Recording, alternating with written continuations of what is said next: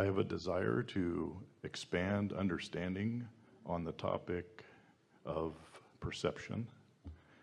The specific question is, use an example to illustrate the question. If there is a room with 4 chairs in the room, or I'm sorry, with 1 chair in the room, and there are 3 people, both you and Seth have said that there really are 3 chairs. In other words, there's 1 chair I perceive, and then each person perceives a chair. 3 different chairs. Right, so there are 3 different chairs. Because no 2 are seeing the same chair.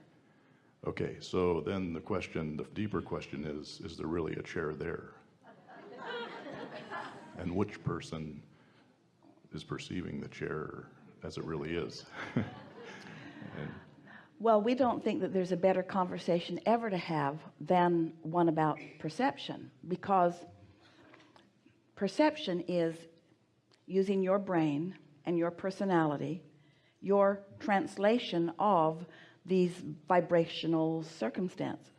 So as you are seeing what you're seeing or hearing what you're hearing and so on, it's being translated through your vibration. And so usually the 4 people standing in this room are not in such absolute sync on everything that they are seeing it exactly the same. We like the conversation about the chair because this question is helping us in our very leading edge conversation about not just perception but creation, and not just creation but expectation. So stay with us for just a little here. We're going to sort this out in a delightful way, even though it seems like a silly question to most of you. It isn't a silly question. So we've been talking a lot lately about how vibrations become reality, and how through life you have each created a vortex that has enough vibrational components and reality in it to keep you busy for 20 or 30 lifetimes right now. The closer you get to syncing up with the vibration of your source, who stands right in the midst of that vibrational reality, the more you become a translator of the vibration into physical things. So let's just put the words out here: turning thoughts to things, turning vibrations to thoughts and emotion, and continuing the momentum of them until they become a reality. Well, so many of you, when you got here, because of those who had come before, who had had exposure to life experience, there has been so much translation of thought into thing that you're surrounded by things like chairs. And these chairs are something that you can pretty much universally, collectively accept. So we don't really think that Seth was literally trying to get you to not believe that there were as many chairs as anyone could count. We think you could bring just about everybody on the planet into a room and ask them how many chairs are in there, and we think that you would get a universally accurate response.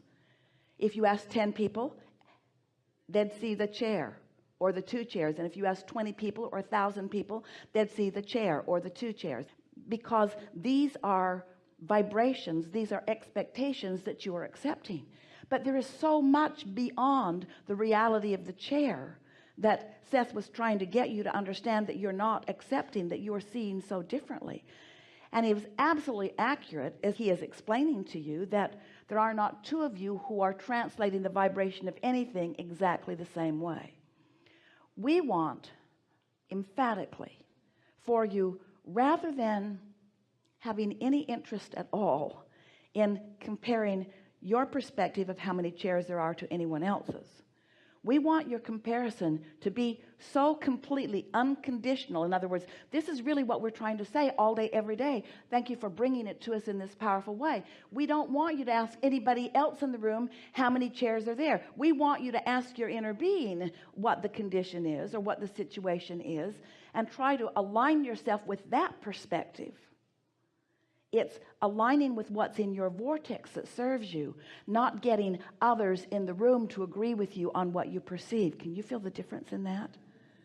That's so important. We're going to say it in another way. Maybe the same way, just louder.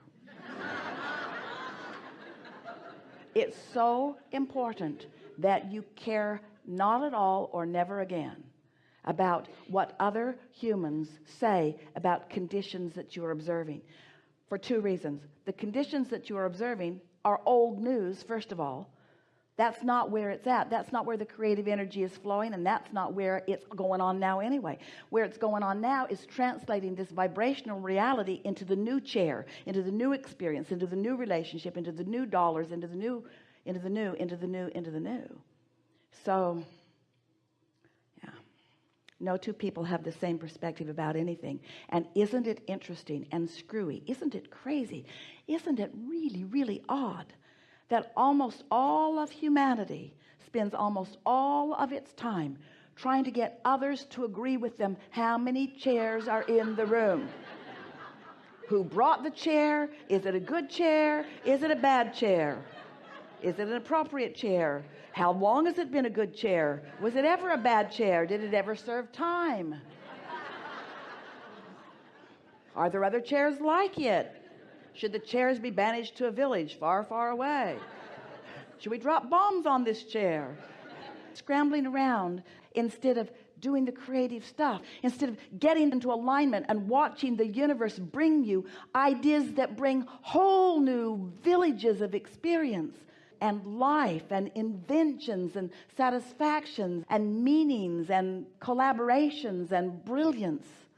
We like your question a lot.